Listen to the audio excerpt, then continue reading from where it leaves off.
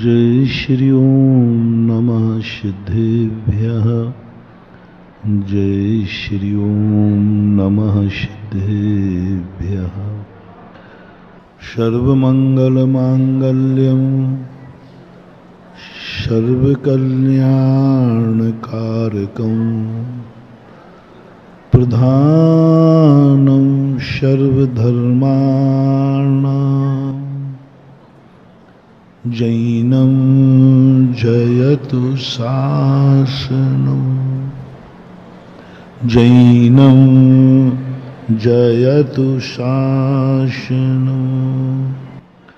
पंच परमेष्टि भगवान की आचार्य श्री गुरुवर कुंद कुंद महाराज की आचार्य श्री गुरुवर विद्यासागर महाराज की।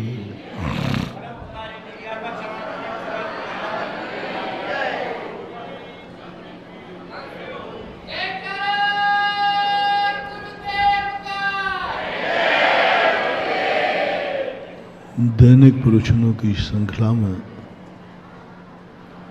अपन उस कमजोरी को पकड़ रहे हैं जो कमजोरी हमारे जीवन को ऊंचाइयों पर नहीं जाने देती। अपन अपने उस अंतिम कमजोरी पर चिंतन मनन कर रहे हैं जो हमारे सारे पुरुषार्थों पर पानी फेर देते। हम उस अपनी कमजोरी को पकड़ने का प्रयास कर रहे हैं जिस कारण से हम ऊंचाइयों पर बढ़ना चाहते हैं, लेकिन प्रतिदिन एक एक सीढ़ी करके नीचे उतरते जा रहे हैं। हम उस अपनी कमजोरी को पकड़ने का अपन चर्चा कर रहे हैं जिस कमजोरी के कारण से हमने जिसे सुख का कारण मानते हैं वही हमें दुख का कारण बन जाता है। हम सोचते यही हैं कि हमें आज जो मैंने सोचा है उससे मेरी आत्मा सुखी हो जाएगी, लेकिन जब वो सोच जो हमने सोचा है पता चलता है कि शाम को वो मुझे रोते हुए सुलाता है। मैं सोचता हूँ, अपन सब सोचते हैं, जिसे मैं देख रहा हूँ इससे मुझे कुछ सुख मिलेगा। शाम को पता चलता है कि उसको देखने से आंखों की ज्योति ही खत्म हो गई। जैसे सुनने से हमें लगता था कि सुनने से हम कुछ सुखी हो जाएंगे, हम बहरे हो गए। बोलने से कुछ हमें सुख मिल जाएगा, हम गूंगे हो गए। सोचा था कि हम इस मंजिल पर चढ़ जाएंगे तो ऊंचाई पर पहुंच जाएंगे। पहुंचने के बाद पता चला हम विकलांग हो गए, पोलियो हो गया। सोचा था ये कार्य करने के बाद हमें कुछ भी नहीं करना पड़ेगा, लेकिन पता चला कि हम हाथ हमारे करने लायक ही नहीं रहे।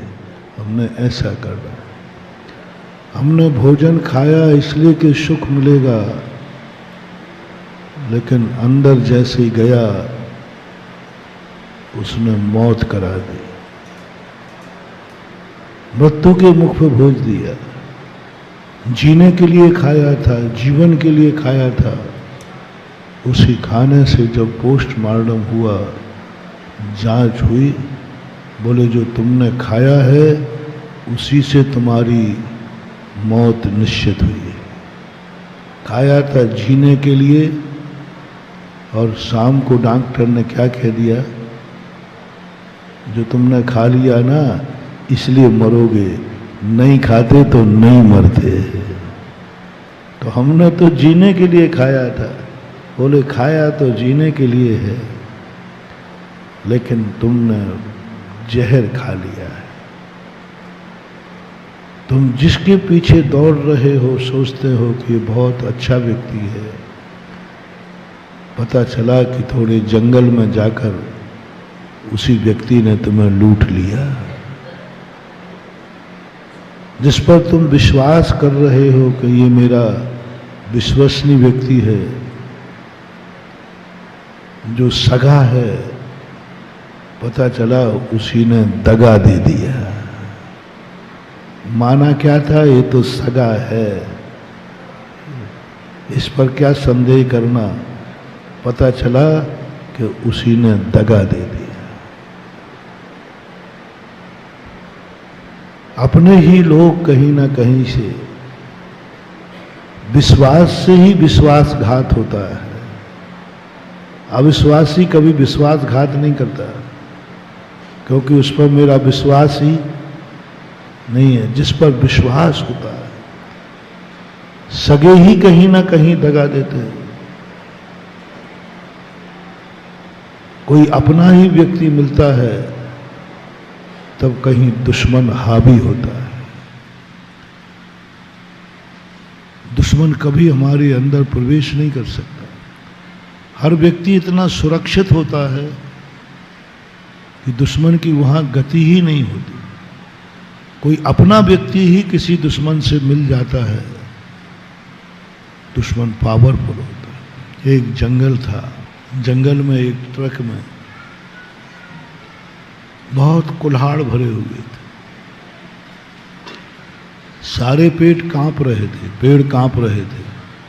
ये कुल्हाड़ इस जंगल में उतरेंगे, सब नाश हो जाएगा, सब नाश हो। एक वृद्ध पेड़ ने कहा, क्यों कांप रहे हो? बोले, अरे बुढ़े देख के पेड़ कुल्हाड़ उतर रहे हैं। बोले, घबराओ मत, मेरा अनुभव बहुत बड़ा है। वृद्धों के पास अनुभव बहुत होता है, और वो इतने अनुभव होते हैं, जितने उनके चेहरे पर झुर्रियां होती हैं ना, उतने अनुभव होते हैं। जितने उनके सफेद बाल होते हैं, एक एक बाल अनुभव की भट्टी में पकता है, तब सफेद बाल होते हैं वृद्ध के। आजकल जवानों के होने लगे, वो बात अलग है। वृद्ध का एक एक बाल भट्टी में पकता है अनुभव की, तब सफेद होता है। ऐसी नीति है कि सफेद बाल वालों को, ऐसी नीति है झुर्नी वालों को अपनी जिंदगी में जरूर रखना। पूज्यवर शुभचंद्र महाराज ने ध्यान के लिए उन्होंने एक बड़ा सूत्र दिया, बहुत बड़ा सूत्र दिया, स्थिवर की संगति, वृद्ध साधु की संगति। स्थिवर बोलते हैं चिरकालीन दीक्षित, चिरकालीन उस कार्य में रत रहने वाला। आपको मान लो आपका दादाजी, जिसने कई पीढ़ियां देख ली, बहुत अनुभव देख लिए। ध्यान सूत्र में पूज्यवर सुखचंद्र महाराज पहले वृद्ध सेवा का उपदेश देते हैं। वृद्ध सेवा, गुणभद्राचार्य ने आत्मानुशासन में वृद्ध की सेवा का बड़ा लाभ बताया। तुम्हें कुछ भी नहीं आता है, कुछ भी नहीं करना है, बस तुम्हारा जो कोई वृद्ध हो उस क्षेत्र में, जिस क्षेत्र में तुम आगे बढ़ना चाहते हो, बस उसका पीछा कर लो। कुछ नहीं करो, उसका पीछा करो। आपके कर्म क्षेत्र में आपको कुछ नहीं करना। जिसने कई वर्षों तक व्यापार किया है, उसका पीछा कर लो। साधु जीवन में जो कई वर्षों से साधना कर चुके हैं, उसका पीछा कर लो। ज्ञान के क्षेत्र में जो तुमसे सीनियर हो उसका पीछा करो। कितनी बड़ी पैथी है आज भी। कितनी बड़ा डॉक्टर पीएमटी पढ़ ले, कितनी बड़ा इंजीनियर कर ले, उसको अस्पताल खोलने की अनुमति जब भी मिलेगी जब 2 साल का सीनियर डॉक्टर के पास जाके अनुभव करे। अरे भाई ये क्यों? प्रैक्टिस का मतलब पढ़ तो लिया, पीएमटी कर ली, और क्या करते हो? सारी किताबें पढ़ ली। गजब की पैथी है। डॉक्टर कई बच्चे पढ़ के आते हैं तो मैंने कहा भाई अब तो डॉक्टर बन गए। बोले बन गए महाराज जी, अभी हमें खोलने की अनुमति नहीं है, मरीज चेक करने की अनुमति नहीं है। बोले क्यों? अभी हमें सीनियर का सर्टिफिकेट चाहिए। मैंने कहा सीनियर से क्या सरकार ने दे दिया ना? नहीं, सरकार ने ये नियम बनाया मैं कितना भी कर लूं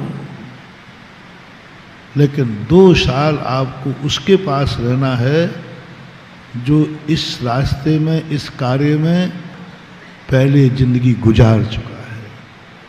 इससे सिद्ध मैंने लिया कि पढ़ाई कितना भी कर लो, वो 2 साल का जो अनुभव मिलेगा वो पढ़ाई पर कलशारोहण करेगा। पढ़ाई का कलशारोहण। हमारे यहाँ इसे तुम्हारे यहाँ सीनियर एक्सपीरियंस बोलते हैं, सीनियर के अनुभव लो। हमारी शास्त्रीय भाषा में गुरु बोलते हैं। और गुरु कौन होता है? तुम जिस रास्ते पे जा रहे हो उस रास्ते पर जो चल चुका है, चलने में सफल हुआ है, बाधाओं को पार किया है, अनेक विपत्तियों को झेला है, उसके बावजूद भी वह अपने मार्ग से विचलित नहीं हुआ, आज भी धर्म के प्रति श्रद्धावान है, आस्थावान है, उसको हमारे यहाँ गुरु शब्द से संबोधन करते हैं। जो किसी भी परिस्थितियों में अपने धर्म से, अपने व्रत से, अपने नियम से, अपनी श्रद्धा से, अपनी आस्था से, उसको आज तक भी विपत्ति आई लेकिन घृणा नहीं हुई मार्ग से।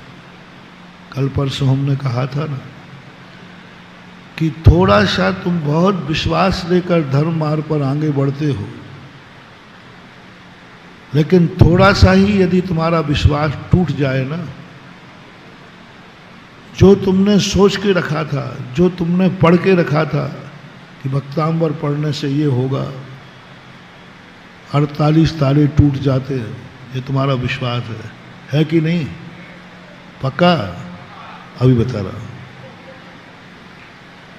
शांति धारा से सारे संकट दूर होते, गंधोदक से 700 कोड़ियों के कोड़ दूर हुए थे कि नहीं? तो शांति, अभी गंधोदक में शक्ति है कि नहीं? हाँ, अभी बता रहा हूं। नमोकार मंत्र में अचिंत महिमा है कि नहीं? पक्का? अभी बता रहा हूं। अभी आपने पक्का कह दिया और मैं भी कह रहा हूं कि आपने सही कहा है, आपने सही कहा है। अब थोड़ा सा मैं पूछता हूं कि आपका विश्वास है कि भक्तांबर से 48 ताले टूट जाते और किसी दुश्मन ने आपको एक कमरे में बंद कर दिया और आपको विश्वास था कि 48 ताले टूट जाते और आपने 48 बार भक्तांबर पढ़ लिया, वो एक सांकल भी नहीं खुली। अब आपका श्रद्धान ऐसा हुआ था कि 48 ताले टूटे होंगे? अब पहले तो कह रहे थे हाँ महाराज है, शक्ति है। डाउट हो गया कि क्या पता, कहा तो था, सुना तो था, पढ़ाता था, मुझे तो गप लग रहा है। श्रद्धान का पारा कहाँ गिर गया? कभी कभी तो श्रद्धान इतना गिर जाता है, जीरो पे पहुंच जाता है। जीरो पे नहीं, माइनस पे पहुंच जाता है, माइनस में ही नहीं विरोध में पहुंच जाता है, घृणा से भर जाता है, आस्था अनास्था पे बदल जाती है। कितने लोग हैं परम आस्तिक थे और आज उनकी परिस्थितियां उनके अनुकूल, उनकी इच्छाएं, उनके श्रद्धान, उनका जो विश्वास था, उस विश्वास पर वो भक्तांबर खरा नहीं उतरा, भक्तांबर के प्रति घृणा भर जाती है, बिल्कुल विरोध में, सब पाखंड है, बेकार है भक्ता, क्योंकि तुम्हारी साकल क्यों नहीं खुली है। कहां श्रद्धान चला गया। मानतुंग आचार्य महाराज के पूज्यवर के 48 ताले टूटे, आपको विश्वास था, लेकिन विश्वास जभी तक रहेगा जब तक तुम्हारे ताले खुल जाए। तुम्हारे ताले नहीं खुले तो विश्वास, यही गंधोदक शास्त्रों में लिखा है कि 700 कोड़ियों के गंधोदक से कोड़ दूर हुए थे। ये विश्वास है। इसी को पढ़ के तो तुम्हें विश्वास हुआ था, इसी को पढ़ के तो तुमने अभिषेक का लोटा उठाया था, और आपके विश्वास से आपको खुजली चल रही थी। जब कोड़ दूर हुआ तो खुजली तो दूर हो ही जाएगी। तुमने कर लिया धामती धारा, कर लिया अभिषेक, लेकिन जैसे ही लगाया वो कुछ नहीं हुआ। बोलो श्रद्धा कहाँ चली गई। 700 कोड़ियों को देख करके श्रद्धा हुई थी, और स्वयं का घाव ठीक नहीं होने पर श्रद्धा गायब। नमोकार मंत्र को पढ़ने पर तुमने पढ़ लिया किसी कथा में कि नमोकार मंत्र पढ़ने से, नमो अर्हंताणम कहने से ग्वाला तर गया। नमोकार मंत्र से बहुत बड़ी महिमा है, आपने देख लिया। वह श्रद्धा जभी तक रहेगी जब तक तुम्हारा कार्य होगा।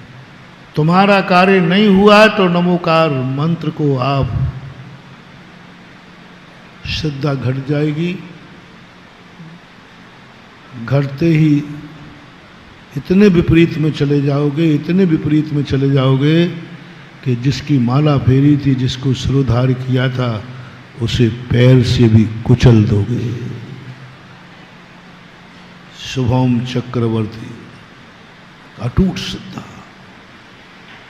जन्म जन्मांतरों की श्रद्धा। पूर्व का जैनी था तभी चक्रवर्ती बना। ये 63 साल का पुरुष सब पूर्व में जन धर्म अनुयायी होते। गृहीत मिथ्या दृष्टि कभी 63 साल का पुरुष नहीं बन सकता। गृहीत मिथ्या दृष्टि नहीं बन सकता, अगृहीत भली रह जाए। गृहीत मिथ्या दृष्टि नहीं बनेगा। वो जैन धर्म को पालेगा, नियम से पालेगा। बल्कि जितने पद हैं सब पूर्व भाव में सम्यक दृष्टियों को ही मिलते हैं। बांधते समय भली वो निदान बंद करते हैं तो चक्री और अर्धचक्री, नो नारायण नो प्रति नारायण, वे अर्धचक्री जरूर जाकर के मिथ्यात के साथ मरण करते, मिथ्यात के साथ निदान करते। लेकिन अनादि मिथ्या दृष्टि नहीं। 63 साल पुरुष अर्धचक्री को छोड़ करके सब सम्यक दृष्टियों को ही होता है। अर्धचक्री शादी मिथ्या दृष्टि को होता है। चक्रवर्ती भी शादी मिथ्या दृष्टि हो सकता है। चक्रवर्तियों में भी मिला कि वो शादी मिथ्या दृष्टि थे, अर्धचक्रियों में भी मिला, बलभद्रों में और तीर्थंकरों में अभी तक मुझे आगम में शादी मिथ्या दृष्टि की कथन नहीं आया। कुल मिलाकर के शादी मिथ्या दृष्टि को ही 363 साल का पुरुषों में एंट्री मिलती है। यानी वो सम्यक दर्शन प्राप्त कर चुका है, फिर गिर करके मिथ्या दृष्टि हो गया, शादी मिथ्या दृष्टि।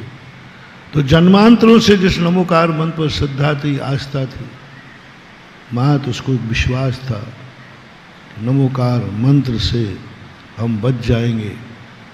लेकिन एक देव ने कहा तो नमोकार मंत्र पढ़ेगा तो मार डालूंगा, मैं देव हूं। एक धमकी, एक कुड़की, सांची झूठी पर विचार नहीं किया। उसको ये विश्वास खो दिया उसने कि नमोकार मंत्र वो अचूक कवच है, जब तक मैं इस कवच में हूं कोई मेरा कुछ भी बिगाड़ नहीं सकता। ये सिद्धांत था। धर्म कहता है, सम्यक दृष्टि कहता है, ठीक है। अब धर्म क्या करेगा? तुम्हारी धारणा गलत है कि धर्म, गुरु महाराज, भगवान, अभिषेक, शांति धारा ये संकट दूर कर देंगे। विश्वास मत करना। इस विश्वास से तुम धर्म मत करना, मैं पहले कह रहा हूं, नहीं तो तुम्हारा विश्वास टूटेगा। बहुत खतरनाक है। इतना अंधविश्वास मत करना। शास्त्रों में कहानियां पढ़ करके विश्वास मत करना। ये विश्वास से मत लगाना कि 700 कोड़ियों के दूर हुए थे तो हमारा भी कोड़ दूर हो जाएगा। मत करना, तुम नास्तिक बन जाओगे, घृणा से भर जाओगे। क्योंकि फिर महाराज गंधोदक में वो ताकत है कि नहीं है, तो फिर हमारा दूर क्यों नहीं? मैंने उन 700 कोड़ियों का क्यों दूर हुआ? वो नहीं होगा। देखो तो महाराज उनका हुआ, मेरा नहीं होगा, ये पक्षपात क्यों? गंधोदक का वर्षा नहीं है, तुम मैना सुंदरी नहीं हो, ये कमी है तुम्हारी। गंधोदक तो वही है, लेकिन करने वाला वही नहीं है। करने वालों की विशुद्धि वह नहीं है। देखो तो सही क्या श्रद्धा थी। ऐसे ही नहीं हो गया गंधोदक से, ऐसे ही नहीं होगा सिद्ध भगवान से 700 कोड़ियों के कोड़ दूर, ऐसे ही नहीं होगा। बहुत लंबी कहानी है इसकी, बहुत लंबी कहानी। बनो मैना शुद्ध। है कोई माई का लाल?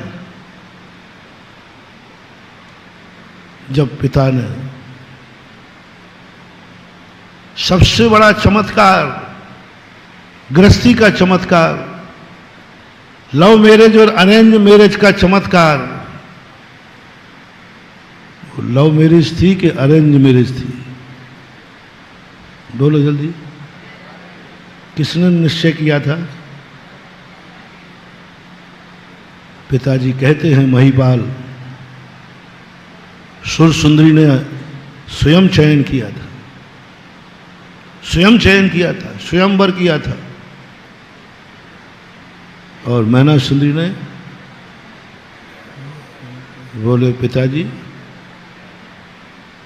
आप अनुभव के ज्ञाता हैं, आप शादी कर चुके हैं, आप अनुभव हैं, आप हमारे गुरु हैं, माता पिता को गुरु कह दो। सब कुछ आप है। जैसे मैंने प्रारंभ में कहा था ना, जिंदगी में कुछ नहीं आता है, अपने से आगे जो चल रहा है और वो सकुशल है, अच्छी तरह चल रहा है, उस क्षेत्र में उसी को गुरु मान लेना, उसके पीछे चल देना। तुम्हारी लाइट जब चली जाती है जंगल में तो तुम क्या करते हो? गाड़ी ठीक है, लाइट गायब हो गई, तो आगे जाने वाली गाड़ी जिसकी लाइट है उसके पीछे डाल दो गाड़ी को, पहुंच जाओगे। तुम्हारे पास कुछ भी नहीं है, उपाय ही नहीं, टार्च भी नहीं। होता है कि नहीं ऐसा? आगे जो लाइट वाला चल रहा है बस उसके पीछे डाल दो रेड लाइट। अब पीछे की रेड लाइट तुम्हारे लिए रोकने के लिए थी, आज वो तुम्हारे लिए चलने के लिए सहारा बन गई। रोकने के लिए थी। पीछे की रेड लाइट क्यों जलती भाई? तो भाई पीछे वाला अपना स्पीड कम रखे, क्योंकि मैं ब्रेक लगा रहा हूं। और वो रोकने वाली लाइट तुम्हारे लिए क्या बन गई? चलने के लिए। उसी लाइट को देखते जाते हो, चलते जाते हो, तुम्हें कुछ नहीं दिख रहा है। रेड लाइट से कुछ दिखते ही नहीं, बस वो लाइट ही दिखती है। रास्ता नहीं दिखता, गड्ढा नहीं दिखता, पर लाइट दिखती है। तुम्हें कुछ भी नहीं दिख रहा, तुम रेड लाइट को देखते जाओ, जहां वो गाड़ी पहुंचेगी वहां तुम पहुंच जाओगे, क्योंकि उसके पास लाइट है। वहां भी तुम्हें गुरु कौन बन गया? आगे वाली गाड़ी। तुम कुछ नहीं जानते, तुम्हें कुछ पता नहीं, पर वो लाइट गाड़ी जा रही ना, जो उसकी गति वही मेरी गति। छोड़ दो उस गाड़ी के भरोसे अपनी जिंदगी, चलते जाओ। ऐसे ही जिंदगी में करना। हमसे पहले कौन निकला है? ये गृहस्थी ऐसे ही नहीं महानुभाव, ये माता पिता ऐसे ही नहीं है। एक बालक अज्ञानी अबोध जन्मता है, माता पिता की बदौलत वो अपने पैर पर एक दिन खड़ा हो जाता है, वो है गुरु। नहीं पिताजी, जो मैं करने जा रही हूं, जो मुझे करना है, जब संसार की ये परंपरा है कि कितनी पढ़ाई कर दे, उसको जो सीनियर डॉक्टर पढ़ चुका है उसके साथ 2 साल प्रैक्टिस करो, उससे अनुभव लो, उसके कहे अनुसार चलो। जैन दर्शन में नौकर का मालिक का संबंध नहीं है, जैन दर्शन में जूनियर और सीनियर का संबंध है। सारी दुनिया की भक्ति में और जैन दर्शन की भक्ति में वैश्विक अंतर सबसे बड़ा अंतर है। सारी दुनिया की भक्ति में जो भगवान की भक्ति होती है नौकर और मालिक के समान होती है, सेवक और मालिक के समान होती है। मैं तेरा भगवान, तू मेरा सेवक, मैं तेरा मालिक, तू मेरा नौकर, मैं तेरा भगवान, तू मेरा भक्त। जैन दर्शन कहता है नहीं, महावीर स्वामी कहते हैं नहीं, तू मेरा नौकर नहीं, तू मेरा दास नहीं, तू मेरा सेवक नहीं, मैं सीनियर हूं, तू जूनियर है। बस, मैं सीनियर हूं। मेरा सीनियर कौन है? आचार्य परमेष्ठी। उनका सीनियर कौन है? अरहंत परमेष्ठी। अरहंत का सीनियर कौन है? सिद्ध परमेष्ठी। बस सीनियर का संबंध है। नौकर और मालिक में नौकर कभी मालिक नहीं बनता और मालिक कभी नौकर नहीं बनता। संसार के हर दर्शन में भक्त कभी भगवान नहीं बनता और भगवान कभी भक्त नहीं बनता। फैसला निश्चित फिक्स है। तू मेरा भक्त बना रहे, सदा सदा मेरा भक्त बना रहे, सदा सदा के लिए भक्त बना रहे। मैं तेरा भगवान बना रहूं, मालिक ही चाहता है।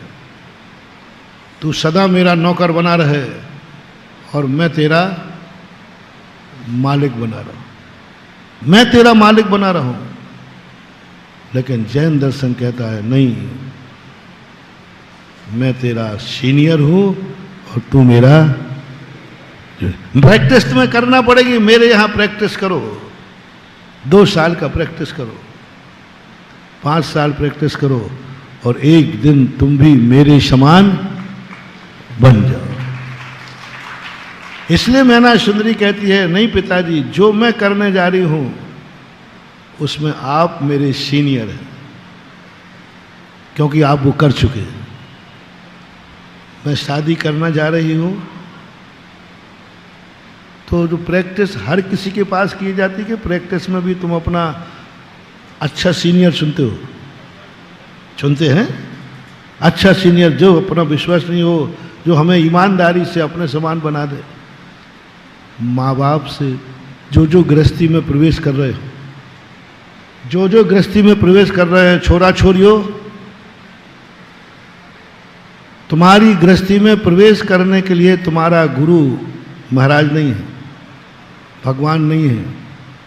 सबसे अच्छा सीनियर कौन है? जो तुम कर रहे हो, जो पहले कर चुका है। सबसे अच्छा विश्वसनीय मम्मी पापा,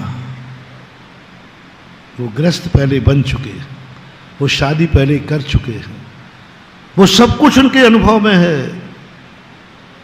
महानुभाव, जिसका कोई गुरु नहीं उसका जीवन शुरू। तुम गृहस्थी में अपने ये अरेंज मैरिज का जो सिद्धांत रखा है, मैंने इस पर चिंतन किया।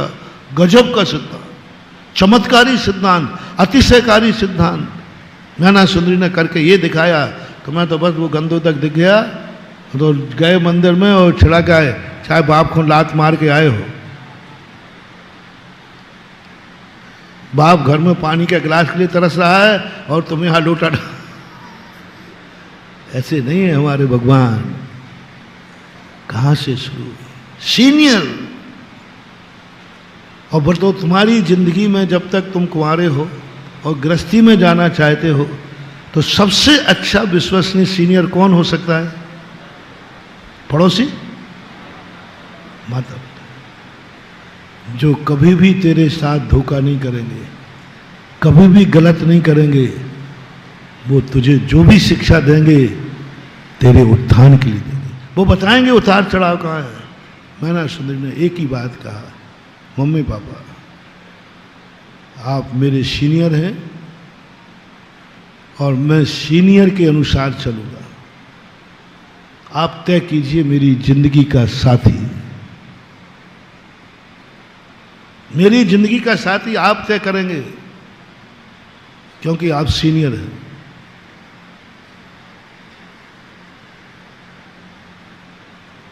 पिताजी कहते हैं कि मैंने गड़बड़ कर दिया था। पिताजी चिंता मत करो, तय आप करिए, मेरी किस्मत को आप नहीं पलट सकते। फल तो मुझे अपनी किस्मत से मिलेगा, लेकिन सभ्यता, सत्य ये है कि मेरी किस्मत में जो लिखा है वो मिलेगा। सभ्यता ये है पिताजी जिसको कहेंगे उसको वरमाला डालूंगा। सभ्यता और सत्यता में बहुत अंतर है। सभ्यता सत्य हो वो कोई नियम नहीं, सत्य में सभ्यता हो ये कोई नियम नहीं है। सभ्यता के बिना संसार नहीं चलेगा, सत्यता के बिना परमार्थ नहीं चलेगा। शादी परमार्थ है कि संसार है? गृहस्थी संसार है कि परमार्थ है? संसार है तो संसार में सत्यता पे मत जाना, सभ्यता पे जाना। ये ऐसे झूठ है। सभ्यता पूरी 90% झूठी होती है। सभ्यता 90% झूठी होती है सभ्यता। लेकिन नीतिकारों ने कहा दुनिया में जीना है तो सभ्यता को मत छोड़ना, सत्यता पर मत जाना। कितनी सत्यवादी हो, संसार में जीने के लिए सभ्यता चाहिए। जैसे उदाहरण देता हूं, हम निकलते हैं बाजार से, महाराज ये आपकी दुकान है। बोलना महाराज ये आपका ही मकान है। कोई इनकम टैक्स वाला मेरे पीछे पड़ जाए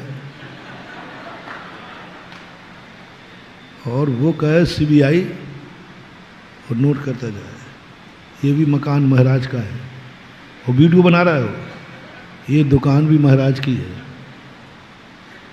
और छिपी टोला से हरि पर्वत आने में कितनी दुकानें मकानें मिल गई, सबकी वीडियो बन गई, ये सब महाराज की है। बुद्ध गवाह है और गवाह दुश्मन नहीं दे रहा है, भक्त कह रहा है। और फिर तो कई बार तो इतना हो जाता है, महाराज जी आशीर्वाद दे दो ना, ये बच्चे भी। गलत मत बोलना, आप लोग बोलते हो, सुबह ने बोल दिया, आप लोग ऐसा बोलते हो महाराज इसको आशीर्वाद दो ना, ये बच्चा आपका ही है। अरे भैया क्यों मरवाता है बाल ब्रह्मचारी को?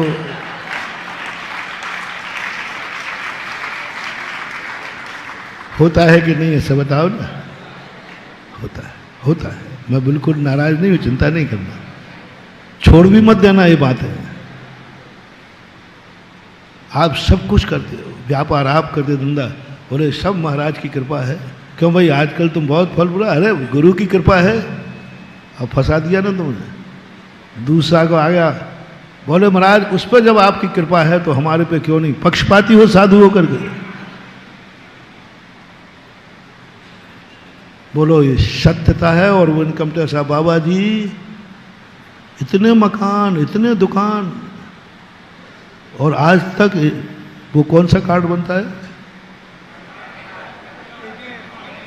कार्ड बनता है इनका, कोई एक कार्ड, इनकम टैक्स कार्ड, कोई पैन कार्ड, पैन कार्ड है आपका? तो मान कि मेरा तो आधार कार्ड भी नहीं है। आधार कार्ड संसार में सबके आधार कार्ड माँ दिगंबर आधार कार्ड, पैन कार्ड कहाँ से लाओ? बोले महाराज गलत मत करो, ये देख लीजिए ये कौन है आप? मैंने भगत है। तो भक्त के मुंह ने खुद कहा है कि वो व्यापार, वो मकान आपका, वो फैक्ट्री आपकी, और इतनी फैक्ट्री मकान आपकी हैं। फंसवा दिया ना तुमने। वो दुश्मन ये भक्त है कि नहीं? पक्का भक्त है, तो उसी ने तो कहा है। मैंने कहा भक्तों के कहने पर यदि तुमने हमारे यहाँ छापा पाड़ा ना,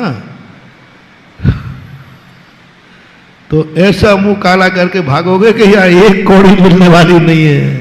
क्या गजब की चीज है, एक कौड़ी जिसकी नहीं, जिसका सारा बाजार जिसका है। और वो बाप जो कह रहा है महाराज की दुकान है, बेटा कहता महाराज आपकी दुकान, कह रहा है मुझे एक दिन भी नहीं दे रहा है, रजिस्ट्री भी नहीं कर रहा है। बेटा बाप को नहीं, बाप बेटे को नहीं, लेकिन महाराज सब आपका ही। ये क्या है? सभ्यता। किसी को आज तक बुरा लगा? मुझे भी बुरा नहीं लगा, लेकिन क्या यह सत्य है? बोलो तुम्हारे गुरु महाराज कैसे हैं? क्या इतने व्यापार के मालिक हैं? नहीं, एक तिलतुस मात्र भी जिन गुरु के पास नहीं। सत्य ये है और सभ्यता ये है, भक्त का सारा वैभव महाराज का है, ये सभ्यता है। भूलना नहीं, कोई भूला नहीं, हम भी नहीं बुरा मानते, और ना मुझे इतने परिग्रह का दोष लगेगा, क्योंकि ये भक्त की सभ्यता है। अपना सब कुछ किया हुआ अपने गुरु के चरणों में समर्पित कर देना। अच्छा कार्य हुआ तो गुरु के, सब गुरु ने किया, बुरा कार्य हुआ तो। अच्छा व्यापार चल रहा था, अब देखना असभ्यता, देखना इसी पैटर्न में मैं असभ्यता निकालता हूं, तुम लोग शेयर करना। फॉर एग्जाम्पल, व्यापार बहुत अच्छा चल रहा था, किसी ने पूछा क्या चल रहा है? अरे सब गुरु की कृपा है, गुरु का आशीर्वाद है। बोलो एक कहते ही, और गुरु को भी पता चला कि भक्त ने ऐसा कहा है, तो मुझे भी थोड़ा अच्छा लगेगा कि नहीं? बोल दो ना, लगेगा, लगता है। जब भक्त कोई कहता है कि जब मेरी जो इतनी सफलताएं हैं सब गुरु के आदेश पर है, तो गुरु को भी गुदगुदी आती है, आनंद आता है कि मेरा भक्त मेहनत स्वयं कर रहा है, पसीना स्वयं बहा रहा है, और श्रेय मुझे दे रहा है। एक मिनट को गुरु को भी गर्व होता है, मेहनत ये कर रहा है, व्यापार ये चला रहा है, जिंदगी हथेली पे रख के चल रहा है, सांची झूठी बोल रहा है, और सफलता का श्रेय किसको दे रहा है? तो मेरी गुदगुदी तो तुम पकड़ नहीं पाओगे। तुम्हें एक और गुरु बताता हूं, वहां पकड़ लोगे, जिसका नाम है पिताजी। वृद्ध हो गए हैं, कुछ भी नहीं कर पा रहे हैं। उनको मालूम है मेरा बेटा दिन रात एक कर रहा है, खाना भी नहीं खाता है, सब कर रहा है, साची झूठी जो कुछ सब झेल रहा है, संकट झेलता है, हथेली जान पर रख के रखता है, तब कहीं व्यापार चल रहा है। और पिताजी के पैर छू के कहना बेटा कैसा चल रहा है? बोले पिताजी इतना चल रहा है। पिताजी सब आपकी कृपा है। ये कहते ही पिताजी की आंखों की तरफ देखना, उनके हर्ष के आंसू डबडबा आएंगे। देखना पिताजी की कि मेरा ऐसा बेटा, मैं तो कुछ ही नहीं कर पा रहा हूं, घर में पड़ा हूं, सारी मेहनत ये कर रहा, परिश्रम ये कर रहा है, और श्रेय किसको दे रहा है? मुझे दे रहा है। वहां आंखें गदगद हो जाएंगी, आंखों से आंसू टपक जाएगा। गुरु आंसू तो नहीं टपकाएगा, लेकिन सैंपल मैंने दे दिया। जब शिष्य का ये भाव होता है, भक्त का ये भाव होता है, मेहनत वो करे, सब भगवान की कृपा, गुरु की कृपा, उनको भी हर्ष होता है कि मेरे गुरु का, मेरे भक्त का इतना बड़ा समर्पण है, मेरे शिष्य का इतना बड़ा समर्पण है कि ये सब कुछ स्वयं कर रहा है, स्वयं मेहनत कर रहा है। उस समय जो दुआ मिलती है, उस समय वो आशीर्वाद मिलता है, महानुभाव गजब का चमत्कारी ऐसे। तुमने किया और श्रेय सौंप दिया। सभ्यता का चमत्कार बता रहा हूं, शक्ति का चमत्कार नहीं कह रहा हूं अभी, सभ्यता का चमत्कार। उस समय जो उनका आंसू गदगद होके आया, क्या बेटा पढ़ाई तूने की है, सब कुछ किया, इंटरव्यू लिया, बोले तुमने इतने अच्छे नंबर कैसे पाए? उसने नहीं कहा मैं 18 घंटे पढ़ा हूँ, उसने नहीं कहा कि मैं भोजन पानी छोड़ दिया हूँ, मैंने सब कार्य छोड़ा, दिन रात एक किया है, तब मेरे पर IPS में IAS में पास हुआ हूँ। नहीं कहा उसने। बोले साहब आपने इतने अच्छे नंबर कैसे लाए? कुछ भी नहीं, एक बार भी नहीं कहा मैंने 18 घंटे पढ़ाई की है, मैंने कोचिंग की है, मैंने XYZ मेहनत जो होती है।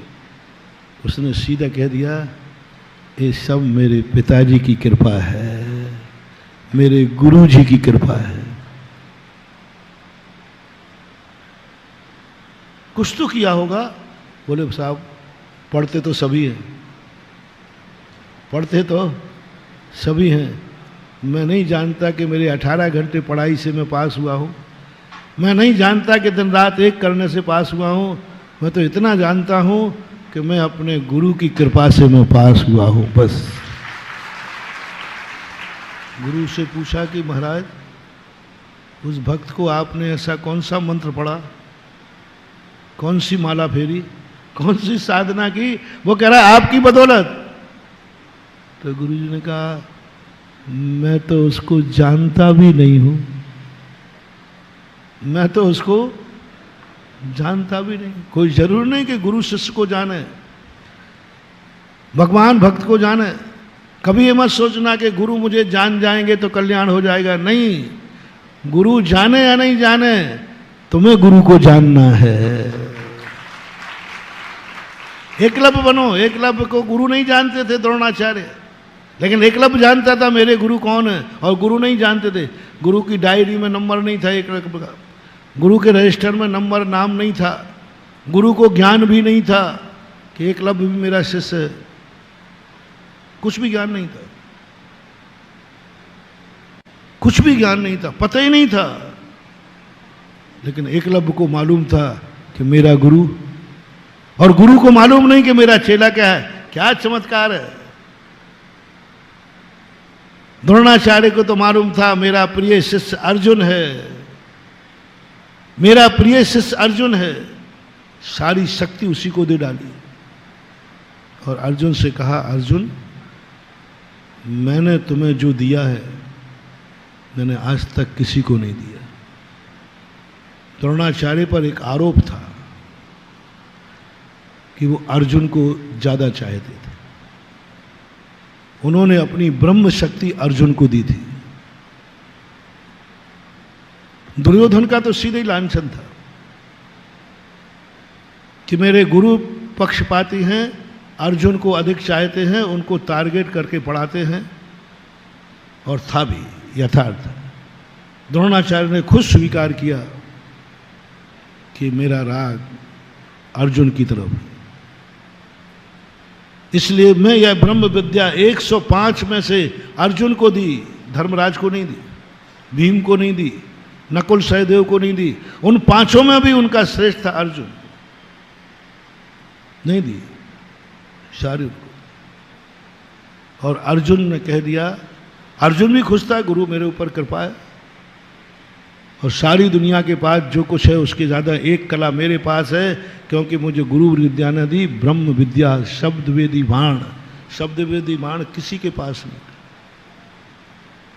कर्ण के पास भी नहीं, किसी के पास नहीं था। कर्ण के पास था लेकिन वो अभिशप्त था, वैष्णव दर्शन के अनुसार बता रहा हूँ। कर्ण के पास था लेकिन वो अभिशप्त था, समय पे काम नहीं आएगा, उसकी कहानी कभी बाद में देखेंगे। अर्जुन की जब बात आई, जब जंगल में देखा कि अर्जुन से ज़्यादा तीर चलाने वाला कोई है, अर्जुन को मिल गया एकलव्य। बोले तुम्हारे पास ये विद्या है? गुरु तो कह रहे थे कि संसार में किसी के पास विद्या नहीं है, ये तेरे पास है, मैंने दी है। तेरे पास ये विद्या कहाँ से आई? दोनों मिल गए जंगल में, एकलव्य और अर्जुन। एक दिन एकलव्य कहता है मेरे गुरु ने दी, तेरा गुरु कौन है? बोले द्रोणाचार्य। कौन से द्रोणाचार्य? जो पांडव कौरवों के गुरु हैं वही द्रोणाचार्य, हस्तिनापुर के द्रोण। पूरा एड्रेस पता उसने सब बता दिया। अर्जुन को आग लगी। अर्जुन फनफनाता हुआ गुरुकुल के पास पहुंचा। बोले गुरुदेव आप इतना झूठ बोलते हैं, मुझे पता नहीं था। इतना झूठ, इतना झूठ जैसे पंचम काल के मास्टर झूठे होते। अरे पंचम काल की लाइन कहां से जुड़ गई? हाँ, ये आरोप लगाया द्रोणाचार्य के ऊपर अर्जुन ने कि आप 1 नंबर में मुझे पढ़ाते हो, 2 नंबर में किसी और को पढ़ाते हो। आज यही हो रहा है स्कूलों में। स्कूलों में व्यक्ति 5 घंटे कुछ नहीं पढ़ाता, जो ट्यूशन में। मुझे समझ में नहीं आया, पूरी साल भर वही टीचर स्कूल में पढ़ाता है तो विद्यार्थी उतना विज्ञ नहीं हो पाता, और 2 महीने ट्यूशन पे पढ़ा देता है, विद्यार्थी सफल हो जाता है। वहां 5 घंटे, यहां 1 घंटा। क्यों? बेईमानी है। वहां पढ़ाना ही नहीं है। वहां पढ़ाएंगे तो ट्यूशन पे कौन आएगा? आज 90% कॉलेज टीचरों के ट्यूशन पर आधारित हो गए। मास्टरों का सबसे बड़ा धंधा बना है ट्यूशन।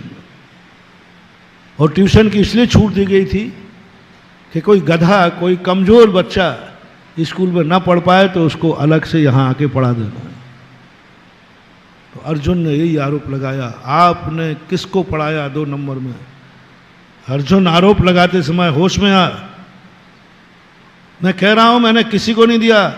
गुरुजी झूठ मत बोलो, हाथ कंगन को आरसी क्या, पढ़े लिखे को आपने दिया है। जो अपना एकलव्य नाम बता रहा है, द्रोणाचार्य नहीं दिया। मैं जानता भी नहीं हूं, मैंने ज्ञान किसी को नहीं दिया। चलिए, ले गया। एकलव्य ने द्रोणाचार्य को भी वो पहचान भूल गया था, बहुत दिन हो चुके थे। बोले कौन है तेरा गुरु? बोले द्रोणाचार्य। सब पता पूछा गया, कहाँ है वो? अब वो भूल ही गया कि यही द्रोणाचार्य खड़े हैं। वो ले गया, एक टापू पर माटी की मूर्ति बनी रखी थी। बोले ये है मेरे गुरु। बोले ये तो माटी के हैं। क्या? एकलव्य ने आवेश किया, ध्यान रखना मैं तुम्हारे दोनों की जीभ काट लूंगा जो मेरे गुरु को माटी का कहा। तो यदि अपने शांतिनाथ भगवान को कोई पत्थर का कहे तो क्या करेंगे? बोलो ना, गुस्सा आएगा कि नहीं? बोलो। अनेकांत पंडित जी बताओ, आएगा कि नहीं? तुम पत्थर की कह रहे हो मेरी भगवान को? अरे ये तो पथरा है, लाल तो मार्बल है। गुस्सा आएगा। भगवान को तुम पत्थर का कहते हो, मेरे गुरु को तुम माटी का कहते हो, जीभ काट लूंगा तुम्हारी, ध्यान रखना। द्रोणाचार्य सब कुछ समझ गए। उन्होंने कहा एकलव्य, जिसको आज तक तुम माटी का मान के पूछते आए, आज वही द्रोणाचार्य मैं तुम्हारे सामने खड़ा हूं। ये पार्थ है, अर्जुन है। एकलव्य कहता आप यहां कैसे? क्योंकि एक बार गया था मात एकलव्य हस्तिनापुर, चूंकि वो इस उसमें था कि उनके जाने पर उसने विद्या मांगी थी, कह दिया था नहीं द्रोणाचार्य तुम्हारी जाति विद्या के योग्य नहीं है, एडमिशन नहीं दिया। और गुरुकुल में चला गया, सारे गुरुकुल को धुलवाया गया था, इतना अछूत माना गया था उसको। पूरा गुरुकुल साफ किया और धक्का मार के निकाल दिया गया था। बहुत गड़गड़ाया था वो कि मुझे ज्ञान दे दो किसी प्रकार, मैं सीखना नहीं दिया। निकाल दिया गया, उपेक्षा से निकाल दिया गया, गुरुकुल को धोया गया। और एकलव्य ने जाकर कहा गुरु मुझे शिष्य माने या नहीं माने, मैं तो गुरु मान चुका। जैसे परसों मैंने कहा था, छोटी छोटी बात में तुम्हारा काम नहीं हुआ तो मंदिर छोड़ देते हो। तुम्हारी इच्छाएं पूरी नहीं की तुम मंदिर छोड़ देते हो। तुम्हारा अभिषेक से घृणा हो जाती है, पूजा से घृणा हो जाती है, थोड़े मन माफिक तुम्हें सम्मान नहीं मिला तो तुम गुरु से दूर भाग गए, गुरु से घृणा हो गई। महानुभाव, ऐसी आस्था को मैं आस्था नहीं मानता, मैं ऐसी आस्था को खतरनाक मानता हूं। तुम्हें नहीं मिला तो गुरु को छोड़ दिया, तुम्हारा काम नहीं हुआ, नमोकार मंत्र की माला फेंक दी। क्या है तुम्हारा तमाशा? तुम्हारा काम करें तो नमोकार मंत्र अच्छा है, और तुम्हारा काम नहीं करें तो नहीं मान। ये परखना है। माला तो सब फेर रहे हैं, लेकिन माला की कीमत कब तक है? कितनी कीमत है माला की बताओ? कितना मूल्य है? कितने में छोड़ दोगे ये माला? तुम कुछ आस लेकर, तुम विश्वास लेकर के, बहुत बड़ा विश्वास लेकर के तुम गुरु महाराज हैं, हमें आशीर्वाद दे देंगे, हमें ये हो जाएगा, गुरु महाराज आएंगे, हमारी इज्जत बढ़ेगी, हमें मान मिलेगा, हमें सम्मान मिलेगा, हम चतुर्मास कमेटी के पुराने पदाधिकारी बनेंगे, अरे हमारी इज्जत बढ़ जाएगी। महानुभाव, धर्म से कुछ कमाना नहीं, धर्म को साधन बनाना नहीं, धर्म साधन नहीं है, धर्म साध्य है, जिसे हमें सिद्ध करना है। लोगों ने धर्म को साधन बना लिया, यही गलती रावण ने की थी, यही गलती अर्धचक्री करते हैं।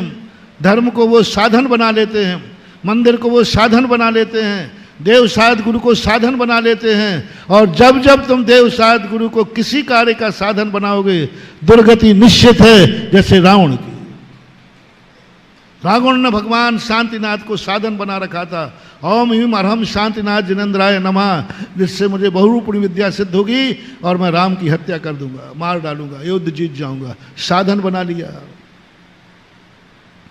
धर्म को साधन मत बनाओ, धर्म साध्य होता है। हमारा एक न्याय शास्त्र प्रमेय रत्नमाला, उसमें उन्होंने लिखा धर्म जो साध्य होता है, जिसे साधा जाता है, जिसे सिद्ध किया जाता है, वो धर्म है। साधन बनाओ तुम अपनी जिंदगी को, साधन बनाओ इस धन दौलत को, साधन बनाओ इस शरीर को, साधन बनाओ अपने परिणामों को, साधन बनाओ अपने दान को, साधन बनाओ अपने त्याग को, साधन बनाओ अपनी पूजा को, साधन बनाओ अभिषेक की क्रिया को। ये सब साधन है, और सिद्ध करना है हमें भगवान को। ये साधन है। हमारा लक्ष्य है भगवान, हमारा लक्ष्य है गुरु, हमारा लक्ष्य है नमोकार मंत्र, हमारा लक्ष्य है धर्म। और धर्म को 90% लोगों ने साधन बना रखा है। अंजन चोर ने नमोकार मंत्र को साधन मान के नहीं सिद्ध किया था, साध्य मान के किया था। वो तो जानता था कि मैं मरूंगा, मुझे क्या नमोकार मंत्र सिद्ध होगा, लेकिन नमोकार मंत्र के लिए मरूंगा, मरना तो निश्चित है, नमोकार मंत्र के लिए मरूंगा। और नमोकार मंत्र के लिए मरा था वो। नमोकार मंत्र को जीने का साधन नहीं बनाया उसने। यदि मैं नमोकार मंत्र पढ़ूंगा तो जिंदा रह जाऊंगा, नहीं, वो जानता था मुझे क्या सिद्ध होगा, मरूंगा मैं। साध्य मान करके नमोकार मंत्र पर शिक्षा काट दिया, विद्या सिद्ध हो गई। तुम भी महानुभाव, देव साध गुरु इन क्रियाओं को, चतुर्मास को, पंच कल्याणक को, किसी भी समाज के कार्य को अपनी जिंदगी की प्रतिष्ठा का साधन मत बनाओ, नहीं तो एक दिन ऐसी प्रतिष्ठा धूल में मिलेगी कि तुम्हारा बच्चा भी तुम्हें बाप कहने के लिए मुंह फेर लेगा। प्रतिष्ठा का साधन मत बनाओ। इन धर्म की संस्थाओं से इज्जत की बात मत सोचो, पद की बात, प्रतिष्ठा मत सोचो। तुम्हारे द्वारा उस संस्था की प्रतिष्ठा बढ़ना चाहिए, मंदिर की प्रतिष्ठा बढ़ना चाहिए, मंदिर से तुम्हारी प्रतिष्ठा नहीं बढ़ना चाहिए। ध्यान रखना। तुम्हारे कारण से किसकी प्रतिष्ठा बढ़े? बोलो, मैना सुंदरी के कारण से सिद्ध चक्र मंडल विधान की प्रतिष्ठा बढ़ी कि सिद्ध चक्र मंडल विधान से मैंने सुंदरी की प्रतिष्ठा बढ़ी? किसकी प्रतिष्ठा बढ़ी बोलो? बस मेरे कारण से सिद्ध चक्र की प्रतिष्ठा इतनी बढ़ गई, इतनी बढ़ गई कि आज तक जो विधान नहीं करते थे वो भी कहते सिद्ध चक्र मंडल विधान करना है। महिमा बढ़ा दी। अंजन चोर ने नमोकार मन से प्रतिष्ठा नहीं बढ़ी, नमोकार मंत्र की प्रतिष्ठा बढ़ा दी। सुगंध दशमी की प्रतिष्ठा दुर्गंधा ने बढ़ा दी। जितने व्रत और नियम है हमने सब कथाओं में पढ़ा। जिसने धारण किया तपस्या उसने की, साधना उसने की, और प्रतिष्ठा व्रत की बढ़ गई। मुनि महाराज भी ऐसे ही हैं, अपनी प्रतिष्ठा इस पद की प्रतिष्ठा बढ़ाएं, ऐसी साधना करें, ऐसी तपस्या करें जिससे इस पद की इतनी प्रतिष्ठा बढ़ जाए कि मुनियों को गाली देने वाला भी मुनि बन जाए, नास्तिक भी आस्तिक बन जाए। इसकी प्रतिष्ठा बढ़ाओ, चाहे तुम्हारी संस्था हो चाहे हमारी संस्था हो। एक सबके लिए मोटिवेशन दे रहा हूं कि सारांश का ये है, जब भी तुम किसी की करो प्रतिष्ठा हमारी नहीं बढ़े, प्रतिष्ठा के लिए कभी संस्थाओं में काम मत करना। अपनी प्रतिष्ठा के लिए मुनि मत बनना। जो ख्याति पूजा आदि चाह लाभ उनके लिए छेड़ालाकार ने निषेध किया। तुम भी कभी भी ख्याति के लिए, इज्जत के लिए, शान के लिए कभी भी किसी संस्थाओं का पदाधिकारी मत बनना। किसी पंच कल्याणक विधान चतुर्मास का पदाधिकारी नहीं बनना। तुम तो सदा सेवक बनना, भक्त बनना, और यदि पसंद आ गया हो तो दुनिया तुम्हें कुछ भी अपमान करे, लेकिन पसंद वस्तु को कभी छोड़ना नहीं। करो अपमान, कितना करना, निकाल दो आश्रम से, निकाल दो, कोई फर्क नहीं पड़ता। एकलव्य ने उस अपमान को अपने हृदय में नहीं धारण किया, बल्कि एकलव्य ने कहा कि हमारी लिए पसंद है। आप चमत्कार देख लो क्या हुआ।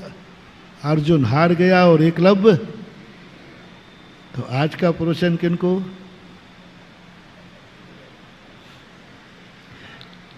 बस शर्त एक है, पसंद आया कि नहीं। वाह, आगरा में चतुर्मास हो रहा है, आपकी पसंद है कि नहीं? हरि पर्वत में हो रहा है, आपकी पसंद है कि नहीं? मैं प्रवचन दे रहा हूं, पसंद है कि नहीं? मैं सामने बैठा हूं, पसंद है कि नहीं? जिसने आशीर्वाद दिया है वो पसंद है कि नहीं? जाओ बेड़ा पार, चमत्कार ही चमत्कार है। बोलो आदिनाथ भगवान की जय।